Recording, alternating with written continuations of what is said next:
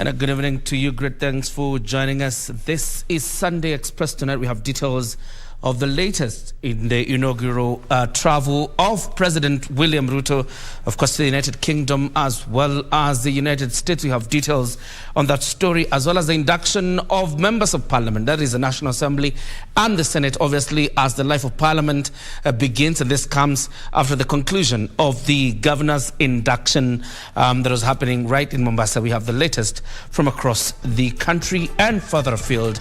My name is John Jacob Kioria. Here are tonight's highlights.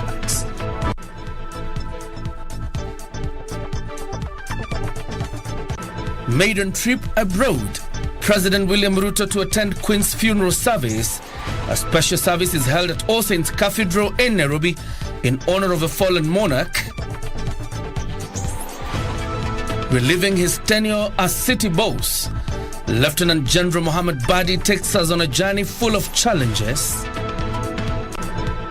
And in our special feature, we tell you how spinal muscular atrophy, a condition associated with muscle wastage, has changed the life of a family of a year-old.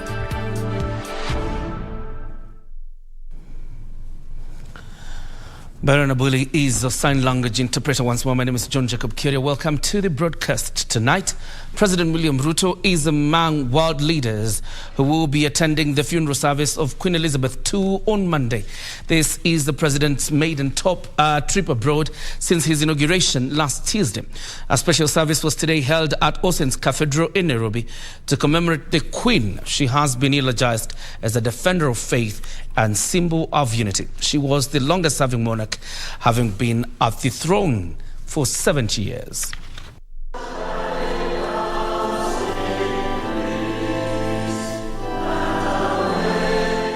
At All Saints Cathedral in Nairobi County,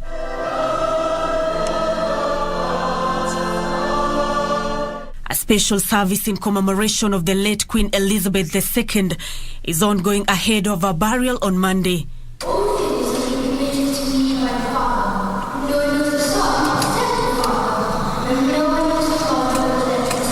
The Queen being described by the Church as a servant and the epitome of Christian faith. Throughout her long life, Christ's example and teachings became the foundation of her life. She was a steadfast guardian of liberty, a symbol of unity, and a champion of justice in all the lands of her dominion. In death, may Her Majesty's legacy inspire the nations of the world to live together in righteousness and in peace. In Jesus' name. Her long-lasting relationship with Kenya termed as solid throughout her 70 years in leadership. And the image that always remains with me is that of her standing on a bridge with the late Prince Philip in Kenya's Aberdares, and it will be forever etched into the relationships of our two countries and of the royal family. You also heard this afternoon about Her Majesty's visits to Kenya, including her visit to this cathedral. And in turn, President Moi and President Uhuru Kenyatta have visited Buckingham Palace and met the royal family. President William Ruto is among world leaders who will be attending her burial on Monday. The head of state left the country on Sunday. After days of lying in state, the body of the late Queen Elizabeth II will begin its final journey on Monday morning as part of a grand state funeral, first to the Westminster Abbey for a religious service in front of a congregation of thousands, and then on to Windsor Castle for a more intimate committal service, and finally a private burial. The Queen will be buried together with her late husband, the Duke of Edinburgh, at the King George VI Memorial Chapel, located inside St. George's Chapel. Nancy Okware, Sunday Express. Instructive to note that the President today, alongside other heads of state and government in the United Kingdom, will be meeting King Charles III. That is bound to happen tonight ahead of that funeral service expected tomorrow. Remember, the burial is private, but the funeral service will be open to the public and the visiting heads of state. Now, members of the National Assembly will go through a week-long induction workshop beginning Monday to Saturday, 24th of September. The legislators will be taken through the operations and procedures of Parliament. It is expected to enable the lawmakers conduct House business effectively.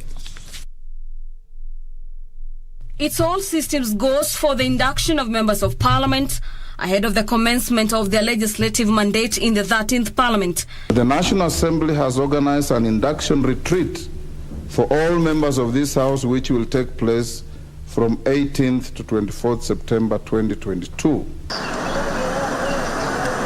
At Safari Park Hotel in Nairobi, final touches are in high gear for a seamless induction process.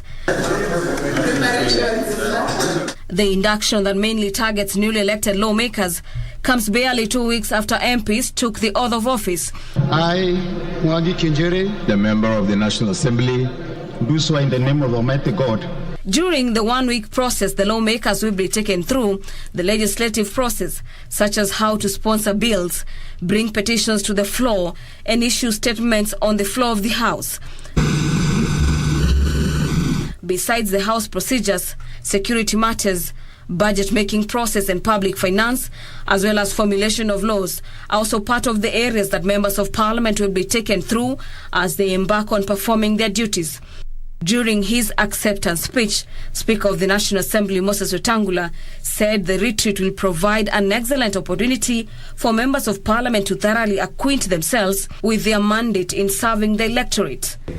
This retreat will be a great opportunity for you to thoroughly acquaint yourselves with your mandate, parliamentary processes, and the secrets and tools that will give you a head start as in serving your electorate.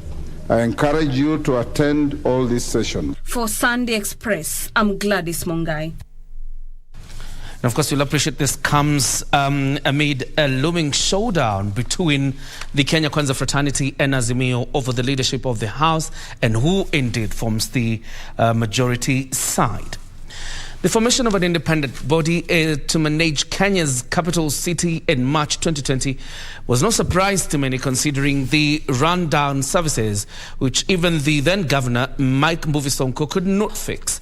The appointment of the Nairobi Metropolitan Service Office and a military man, General Mohammed Abdallah Badi, as the Director General, not only put him on a collision course with politicians and cartels, but also on how to fix the city to its former self in the shortest time possible. Tonight we revisit Badi's 2 years in office as he heads to retirement. Nairobi Metropolitan Services, a citizen-centric public service, or if you like, an independent body, was formed on March 9th, 2020, following an agreement that led to the transfer of 4 core functions from Nairobi City County government to the national government. The man appointed in charge of this initiative was Lieutenant Major General Mohammed Badi. But he says his appointment to office by former President Uhuru Kenyatta was a challenge of trade from military man to a politician. Because from day one, you start fighting with politicians.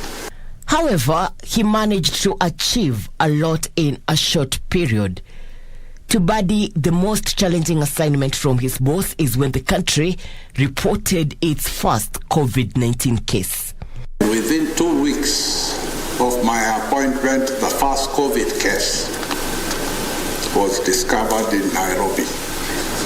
So I was called by the president, and he just told me, do whatever you can,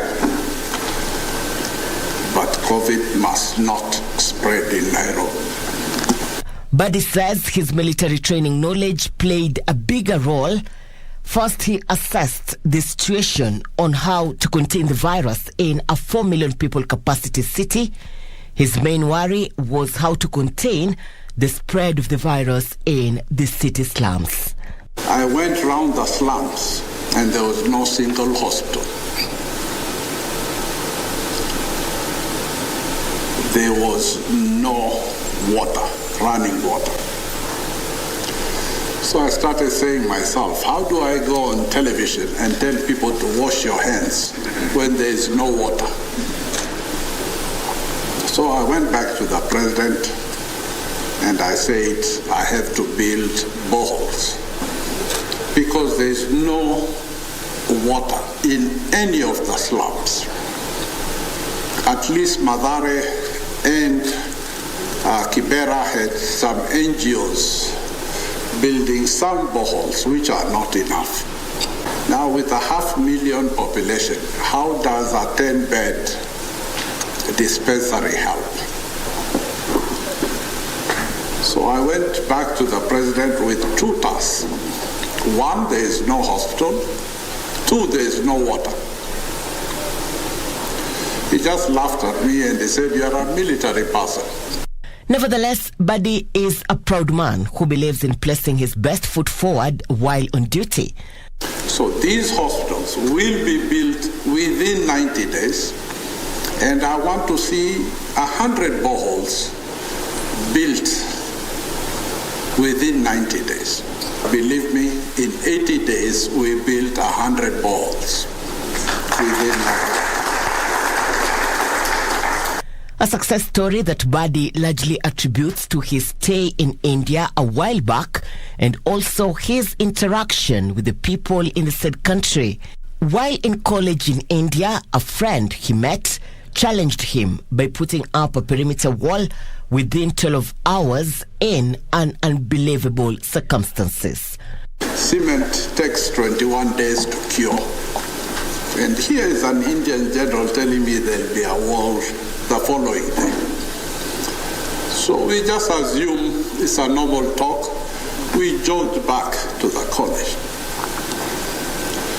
And you know, the following morning there was a wall. From that day, I was inspired that there is nothing impossible in this world. With the new Nairobi County boss, Johnson Arthur Sakaja, in office, possibility of the Nairobi Metropolitan Services fizzling out are high, with Buddy perhaps going back to the barracks or for retirement or being accommodated in the new administration. Anything can be done in the shortest time possible. Irene Mchuma Odem, Sunday Express. Lieutenant General Mohammed Badi. Now, renowned constitutional law professor Yash Palgai has called on Kenyans to learn from the life of spiritual guru Swami Maharaj, who led a life full of devotion and inspiration. Yash Gai was speaking during the ongoing centennial celebration of Swami Maharaj being held at Jamhuri High School in Nairobi. One Eddie Austin brings you the report from that colorful celebration.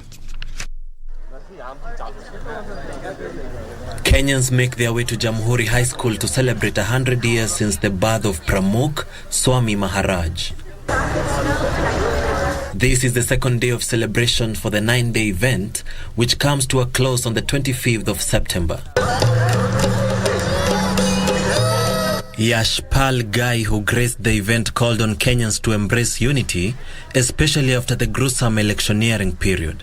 I think about the last several, let's say 1-2 years in our country, which has been focused on being, I am the big man, I am the running the country, and it was more breaking the country apart, selfish. And if you see the program that I saw, that would be a good lesson to see that this is not the way we should live. The idols erected across this vast space represent devotees who inspired myriads of people across the world to embrace a life of righteousness.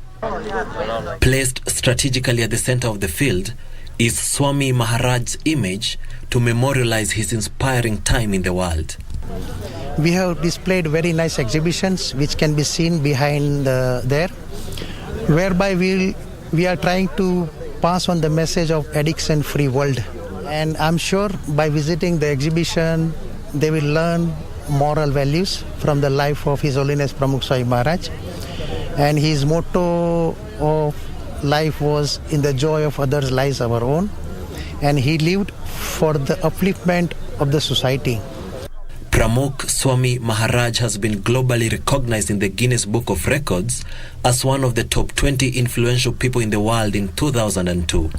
More so, he was credited for consecrating a world record of 713 temples in 5 continents between 1971 and November 2007. I hope that the history that I saw now could be put in a shorter form, and that it would then be shown to larger people.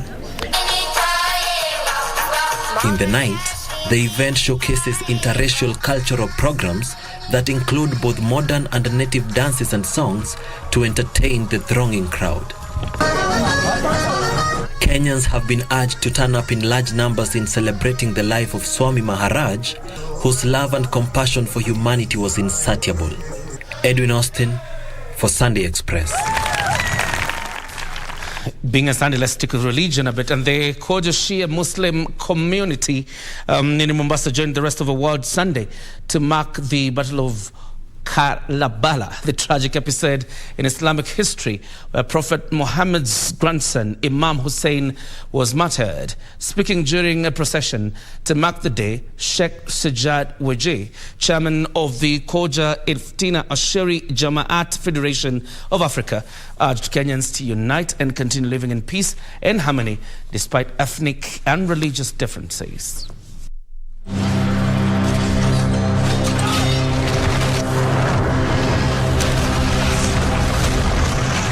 The Battle of Karbala occurred in 680 AD and is regarded as major strife between the Muslim faithful.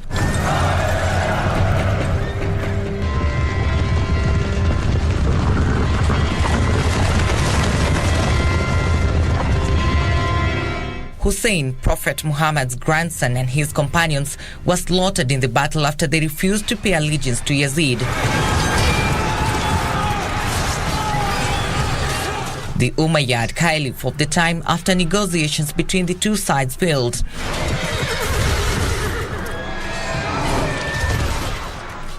In Mombasa, Muslim faithful dressed in black, bearing flag inscribed with sayings and quotes, led a peaceful procession across the streets to commemorate the 1380th anniversary since the passing on of Imam Hussein. Under the scorching sun, emphasizing on the significance of the day, the Muslim clergy said the occasion brought together the Koja Shia Muslim community in remembrance of the martyrdom of Prophet Muhammad's grandson and all his companions in Karbala, Iraq. The Muslim Ummah could not dare stand up against the tyranny of Yazid. The society was silent. Imam Hussein had to wake them up from their comfort zones. The occasion, which is commemorated worldwide on the 10th day in the month of Muharram. Emphasizing on the significance of the day, the Muslim clergy said the occasion brought together the Koja Shia Muslim community in remembrance of the martyrdom of Prophet Muhammad's grandson and all his companions in Karbala, Iraq. Tumefanya matembezi kwa minajili ya kudhihirisha mapenzi yetu kumpenda mjukuu wa Bwana Mtume Muhammad sallallahu alaihi wasallam kwa kufuata amri ya Bwana Mtume aliposema Husainu minni wa ana min Husain. Husaini atokamana na mimi natokamana na Husaini. Ahabba Allahu man ahabba Husaina. Mwenyezi Mungu humpenda yule anayempenda Husain. This is actually a revisit to revive the memories of Imam Hussein, for it to be in eternity. He stood for justice, he stood for truth, he stood for human values, he stood for dignity. The occasion, which is commemorated worldwide on the 10th day in the month of Muharram in the Islamic calendar, brings together millions of Shia pilgrims from around the world who converge in the city of Karbala in Iraq for their remembrance. Trevor Ngendo for Sunday Express. Persons with disability in Meru County are protesting what they term as lack of representation in the county assembly. The group claims 2 slots constitutionally reserved for them have been taken up by people without disabilities. They now want to go to court to seek justice. People living with disability in Meru County have lamented that persons in this category were left out in representation in the county assembly. According to Mwangangi, one of the PWDs in Meru County, they had 2 slots in the county assembly, but other people were chosen to fill their places. Ni jambo la kusikitisha sana, sababu tunaona IMBC ama the political parties wenyewe hawafanyi kazi kulingana na mujibu wa sheria. Same script replicated in Isiolo County. They claim 2 slots reserved for them have been taken up by the people without disability. Tofauti ni kwamba badala hata disabled naona ni mtu tu kawaida ako hapo. So sisi tunasema hiyo ni dhuluma hali ya juu ambayo haikuonekana, na sisi tuko tayari hata kwenda kotini, tutapambana mpaka hadi mwisho. In Turkana County, locals lamented over-representation of one category of special interest groups from other counties in the state county assemblies living the locals. Na hata hiyo siku ya swearing in hatuwezi kubali aingie kwa bunge. Arudi kwao kwa sababu sisi hatuna kasi, hatuna mashamba. Mashamba zetu ni kasi, masomo na wanyama. Elsewhere, a charity organization has come to the rescue of 5 unsuccessful MCA aspirants who are eyeing the Kanyenyaini ward in Murang'a County. The youthful aspirants who during the past campaigns exploited all their savings got support to start a chicken and dairy cow rearing project from Mahadi Kenya Trust organization. Leo tumekuja hapa kuwasaidia kwa sababu hiyo pesa wametumia na sisi, wametumia na wananchi. Kwa hivyo ni vizuri tuwapatie heshima yao, tusiwatusi, tusiwadharau. Hawa watu wote walikuwa natafuta kazi ya kusaidia familia zao na kusaidia wananchi. Meanwhile, during Cheke Council of Elders in Meru is now calling on Azimio leader Raila Odinga to take up the opposition role. Tunakuomba kama baba yetu, uongozi unaye, kile tunayataraji kwako ni uunganishe wa Kenya wote. Tarafa sote za uongozi katika nchi yetu ya Kenya waunganishe, tuwe tukiongea na sauti moja ya mwana Kenya mmoja. Finally, NEMA chairman Eric Mungai says the future of the current generation now lies with how we conserve the environment. Tukienda hapo nje, tukae tukijua hii dunia yote ni bedroom yetu. Dunia yote ni nyumba yetu. Vile tunaheshimu pahali unapolala na nyumba yako na boma yako, tuheshimu pia dunia. I'm sure the last time we heard of that bedroom remark was in politics, but now it's concerning the protection of the environment. And let's talk about health now.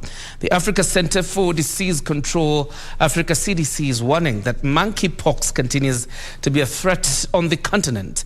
The acting director of Africa CDC, Dr. Ahmed Ogwell, says with the case fatality at 2.8% and lack of access to vaccines, the disease is a major health concern. Speaking during the weekly update on various disease outbreaks on the continent, Dr. Ogwell said that Egypt is the latest to confirm a case of monkeypox, with 20 new deaths being reported from the disease. He urged member states to continue surveillance, warning that the multi-country monkeypox continues to persist, with a case fatality rate of 2.8% having been recorded. This means that for us on the continent of Africa, the multi-country monkeypox outbreak continues to persist. And unfortunately, 127 deaths have also been documented, giving us a case fatality rate of 2.8%. Africa is yet to access any vaccines against monkeypox, and though countries are ready to procure the doses, there are none available. The acting director of Africa CDC says the continent is continuing to engage those with access to the vaccines to be able to procure doses for the continent. Though we are willing to purchase, we do not yet have any doses available to be bought. And those doses that have been bought, and this is the second reason, are not yet accessible to Africa, either because those who have bought them have not received, or those who have received are not at the moment able to share their doses with us here in Africa. Judith Akolo, The Sunday Express. All right, time for us to take our first breather on Sunday Express. When we come back, we'll be sharing you the concerns of Homa Bay people in terms of sanitation and, of course, the latest sports. Keep it KBC Channel 1 Sunday Express.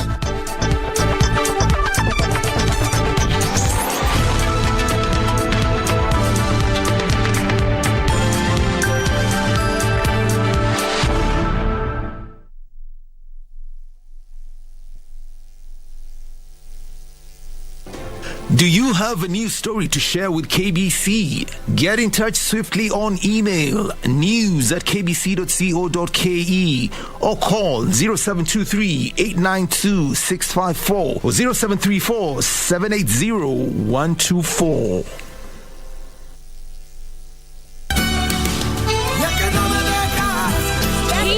He said, you know, that Miss Nuria is never happy about anything.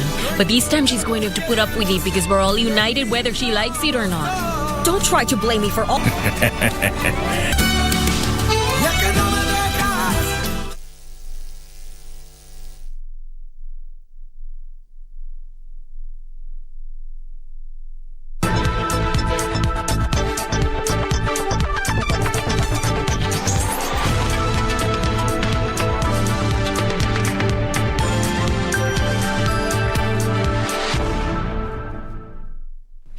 Welcome back. You're watching Sunday Express. The main functions of muscles in the human body are movement, supporting the skeleton, protection of internal organs, blood circulation, and heat generation. When muscles waste away or diminish, the human body is unable to perform these tasks.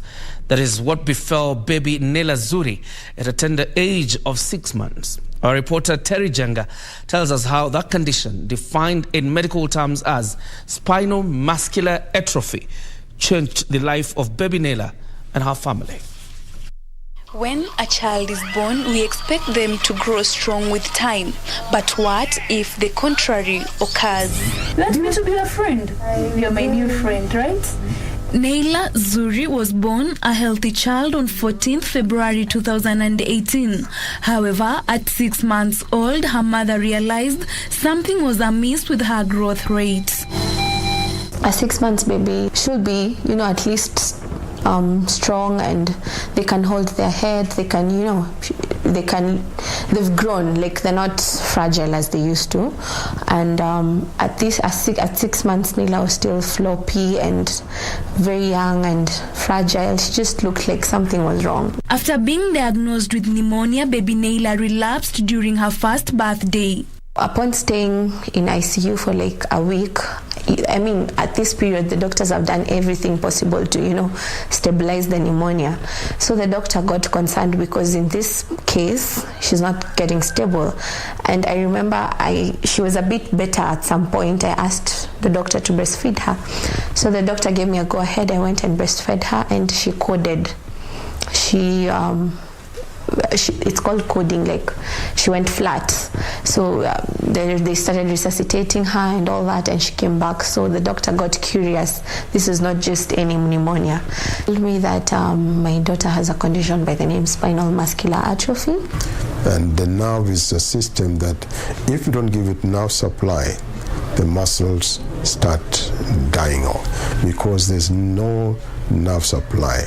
So in other words, the spinal muscular atrophy then result in that junction, what we call a anterior horn cell destruction, and as it gets destroyed, therefore the muscles that are supplied, that go to that area, start wasting away. 1 in 6,000 births may exhibit this condition. known as spinal muscular atrophy, and about 1 in 40 people are carriers of SMA gene. The lifespan for children diagnosed with severe SMA is usually 2 years. I remember what caught me was he said that I would advise you to enjoy the days and time you have with your child, because you never know. And then I was like, okay, so do you mean that she's going to die? It's like kids with such conditions, they don't get to 2 years. Baby Naila has, however, withstood these odds and celebrated her 4th birthday. According to Professor Amayo, a consultant neurologist and physician, treatment can help manage pain for a patient, but the condition is incurable. You have occupational therapy, you have the nutrition, because the feeding has to be taken care of. You have the psychological support for the baby and the mother, and all these things comes in. Sometimes you also have people like surgery. The most common type of SMA in children is the spinal muscular atrophy type 1. However, one may acquire SMA later in life, though such cases are rare. It can manifest in an adult. It can manifest in early childhood. It can manifest in a baby that is already just born. But the most common one is those ones you carry babies who are just born. Even though treatment has been financially and emotionally draining for Naila's parents, they have not lost hope in her living the best quality of life, doing the best they can for her under the circumstances. Well, there are days, I won't lie, there are days where I'll break down and cry, especially when I see other kids running. Like, I live in an estate, and every time I get into that door, kids will start running, Mama Naila, and I can't help but think, if Naila was okay, she would be running. I'm a person, you know, she would be running towards me the way these other kids are. So there are those days where I break down and question and cry. And their plea to the government is to focus on such rare conditions to enhance access to medical care. Insurances, in terms of NHIF, they can maybe increase the markup for us and maybe make it suitable, because I cannot, if I was to go to the hospital with Naila today, we would live there for the entire period of time. So if they can put up hospitals that they are more of hospice and not hospice at the same time, but it's a care environment where these people can be brought up in with their families next to them, it will be really amazing for us. Seeing baby Naila grows each and every day gives her mother hopes, which she is determined that one day she'll live to tell a story of a child. Reporting for KBC Channel 1 from Kajiado County, I'm Terry Njenga. It's a very, very sad story, but indeed, the mother, Ruth Wamboi, and baby Naila are very strong personalities, and may God be with them throughout this time. Poor sanitation remains a major concern for health officers in Homa Bay County. Poor use of latrines, especially in the interior parts of the county, breeds open defecation, which results to contamination of water sources. The county is now struggling with hygiene challenges that have led to transmission of diseases such as cholera and dysentery. Timothy Kipnusu with the details. The grim statistics from the Homa Bay County's Public Health Department on waterborne diseases due to poor hygiene appears to be a cause for concern for health stakeholders in the county. Despite an 89% latrine coverage, proper use of latrines, especially in Thiwa sub-county, has been cited with open defecation said to be rampant. Tunatumianga maji wakati wa kiangazi. Wakati wa mvua, we find kuna wengine wana tap water. Na the moment wametap, sasa ikiisha ndio wanaanza kufanya nini? Kukujia hii. Construction of toilets in these regions have been a nightmare since the structural integrity of their latrines are compromised, particularly because of the soil tap, which is prone to sinking during rainy seasons. In the villages of Kanyangazi and Langi in Homa Bay, residents are slowly embracing the use of modern toilets and clean water through partner agencies to help communities attain sustainable development goals. Tulikuwa tunaamka hata kitu saa 10 usiku ama saa 9 usiku tukienda kutafuta maji mbali, lakini kwa sasa tumesaidika sana juu tuko na maji karibu. Tumepewa maji safi mpaka hata magonjwa ya kuletwa na maji safi saa hii tunaona kama hakuna. The National Environment Management Authority NEMA, in collaboration with Adoption Fund and non-governmental organization, are slowly building resilience and adaptive capacity of the community to survive the changes brought about by climate change. Mmekuja kama mvua inanyesha kidogo, la kama iko na ukame tulikuwa na shida sana. Tunaenda mita inasema kama kilomita kama 10 ndio tutafute maji ndio tulete. Na hii maji hata kama kiangazi iko inatoka mingi. I will appreciate the NEMA project. They have improved our life because even local certain diseases like diarrhea, typhoid are very rare right from the time that we had started using this clean. For decades, the community here have survived on water from shallow dams and seasonal springs, which they say have often contributed to waterborne diseases. Kondoo na mbuzi na ng'ombe walikuwa wanakunywa hapo. Pia wanakojolea hapo na sisi tunachota tunakunywa. Timothy Kipnusu for Sunday Express. A group of cancer survivors want the government to declare cancer a national disaster to ensure adequate resources are allocated for diagnosis and treatment.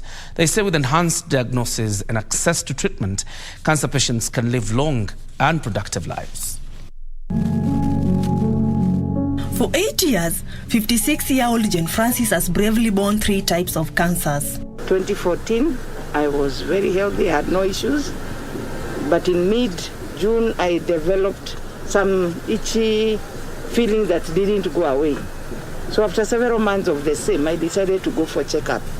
And after several tests, ultrasound, mammogram, and so forth, I was found to have advanced stage 3B cancer on the left side. The subsequent 30 radiotherapy sessions, 6 chemotherapy sessions, a lumpectomy surgery, and travels to India 8 times seriously drained her resources. But after 2 years, I went to India for what is called a PET scan. We now have it in Aga Khan and PET and KU. Before we didn't have. So we used to go to India every year to be checked so that the cancer doesn't come back. At the beginning of this year, she was diagnosed with endometrial cancer after persistent bleeding. So when I started having late last year, some issues of bleeding once in 2-3 months, I was thinking periods are coming back because they have come back for many people. So after several checkups, they said, since I had surgery 06 and 09 of the fibroids, it is endometrium cancer that I have now. Another test detected ovarian cancer, for which she's halfway through her treatment.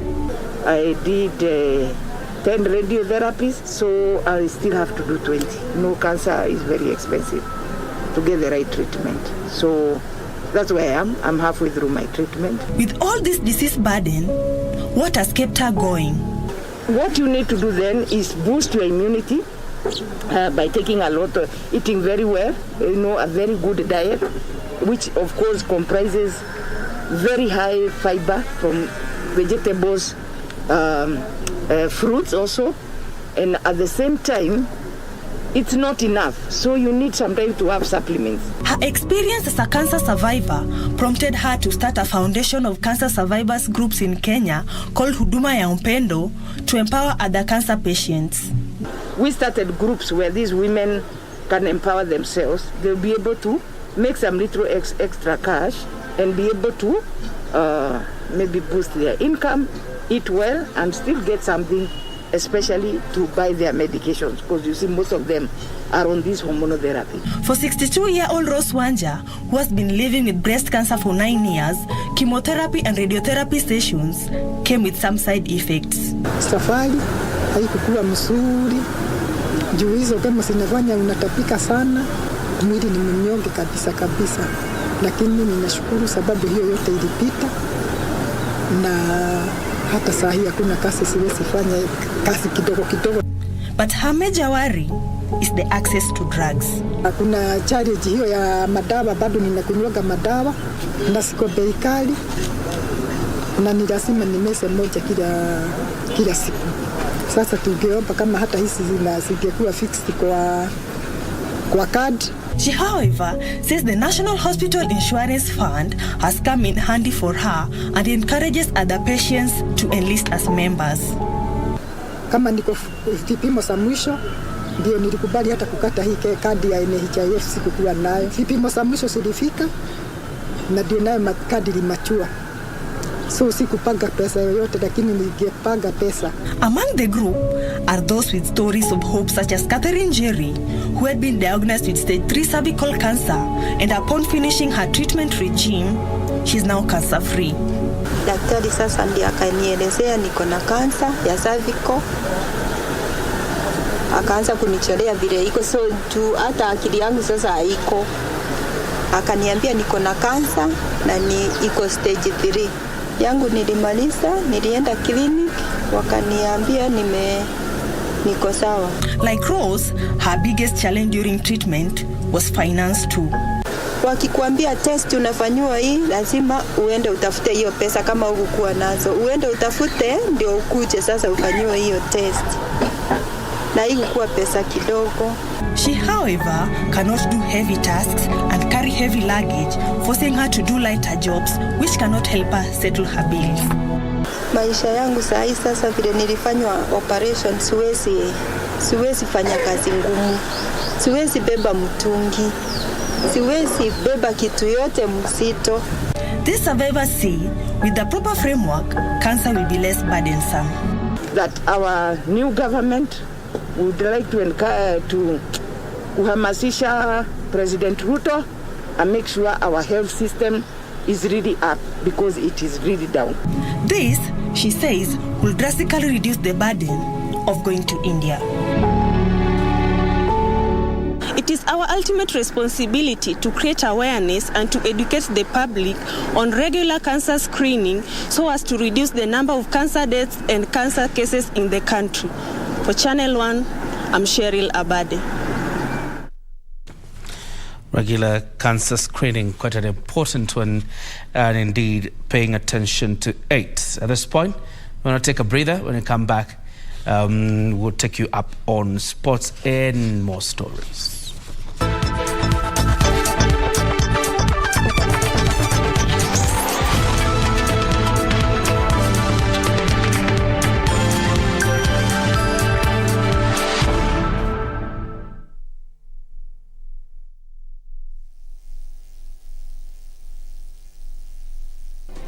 Do you have a news story to share with KBC?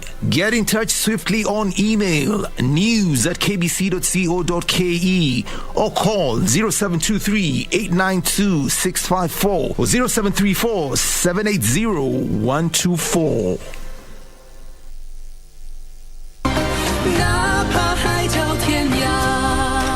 Wait a sec. You're acting strange today.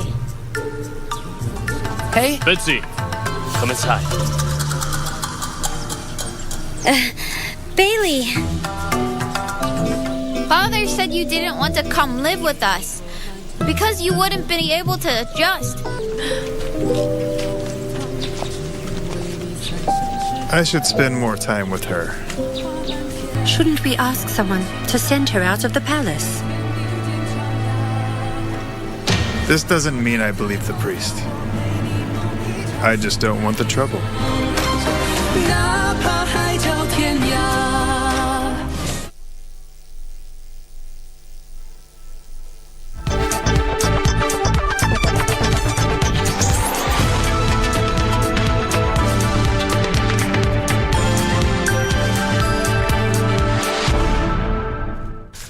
Welcome back. Before we take sports, a family from Majimbo Estate in Embu Town is in agony following the mysterious disappearance of the kin 2 weeks ago. According to the family, Stanley Njiru Kabasi, retired Chief Inspector of Police, vanished without a trace on Friday, early September, after boarding an Embu Town-bound matatu. Since then, efforts to reach him have been futile.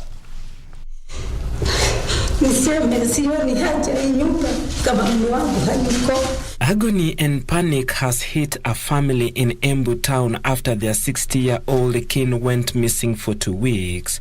According to the family, Stanley Njiru Kabasi was last seen early this month. Akaniambia wacha ende town, ye akasababu kuna vitu zenye zinahitajika zenye alikuwa ameandikiwa na fudi, aende akanunue. Mimi kama kitu saa 9 wakati nilikuwa natuma msichana nikimwambia ende maharagwe pale tupike githeri. Akaenda mara 3 hampati. Ya mwisho saa 9 ndiye aliniambia dadi hajakuja. Sasa mimi nilikimbia na huko kuona kwani amekaa aje na hajairudi kwa site na akaagi kama hajakuja. His wife Sarah Wangoi said her husband had woken up well and reported to the construction site, where he is putting up a family house before going to purchase plumbing materials to repair a broken septic tank. Evans Njiru, who is the grandson, said he saw him from a distance in the school compound, flagging down a matatu and boarding. Nilikuwa naendea chakula shule, nikaona kaka yangu akiwa hapo kwa barabara, nikaona akiwa amesimamisha gari kimemchukua. The family is now calling on any person who will see him to report to the nearest police station. And of course, we hope he can be found. The Kenya Music Festival is back after being suspended for 2 years due to the COVID-19 pandemic. The festival that is taking place in Kisumu has been held for giving children an opportunity to develop their talents and interact with various aspects of the Kenyan culture. Nostalgic songs and dance rent the air in Kisumu.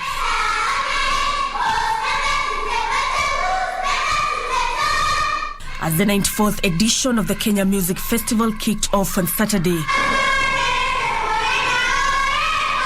The festival making a comeback after being halted in 2020 following the outbreak of the COVID-19 pandemic. On this day, grade 1, 2 and 3 learners taken to the stage to showcase their prowess. The chairman of the Kenya Music Festival, Peter Wanjohi, said that the festival was key in developing the talents of the youngsters and gives them an opportunity to interact with various aspects of their culture. There is no other area in the whole of the ministry where children get an opportunity to come together and showcase their talent and showcase the skill that they have been taught. It is in Kenya Music Festival, and what we are saying also is that the children get a very good opportunity to interact with positive aspects of their culture. Wanjohi assuring all the parents that all measures have been put in place to ensure the safety of all taking part in the festival. We are working with the Ministry of Interior, the Kenya Police Service. The various arms of security have come together and worked on an operation order that protects the children, not only here in Kisumu, but also in the villages where the children are sleeping. The music festival will also see performances from primary school learners, secondary school, teacher training institutions, among others.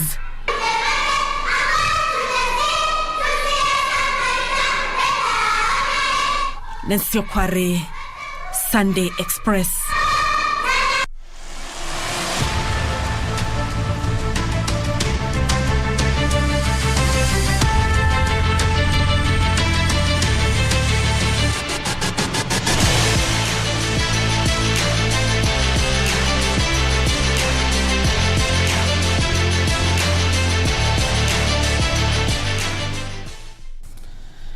In sports, national women's volleyball team Malkia Strikers lost by 3 straight sets in the first of 2 friendly matches to Serbian champions Red Star Belgrade. The team is in Belgrade for their final leg of preparations ahead of a Women's World Championship set for Netherlands from the 23rd of September to the 15th of October.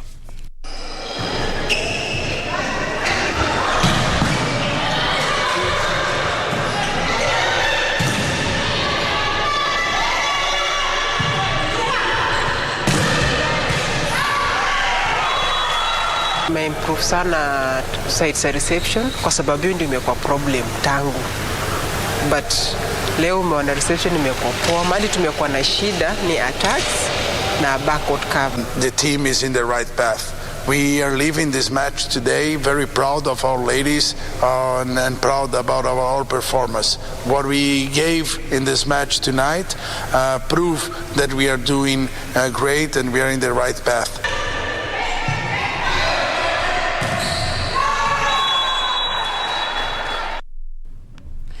The Kenya national boxing team hit squad collected a total of 4 medals at the Africa Boxing Championships, which ended this weekend in Maputo, Mozambique.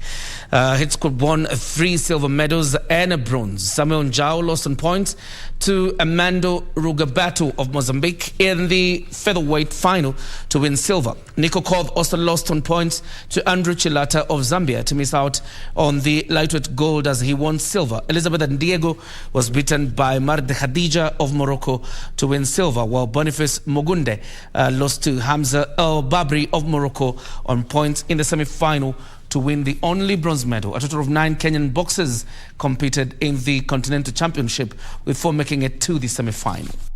No ringue dentro de instantes, Francisco Abdullah Machel vai também distante de Abdullahi no primeiro combate deste terceiro dia do Campeonato Africano de Boxe. Nesta altura... And Arsenal's Ethan Nwaneri became the youngest ever player to play in the Premier League, aged 15 years and 181 days. When he played in today's Ghana's 3-0 win over Brentford in Italy, Udinese came from a goal down to beat Inter Milan 3-1. Udinese and Inter. I'm Marco Palmieri. It's great to have you company. It's a great chance for Inter now. In the 5th minute of play, it's Nicolo Barella. Free kick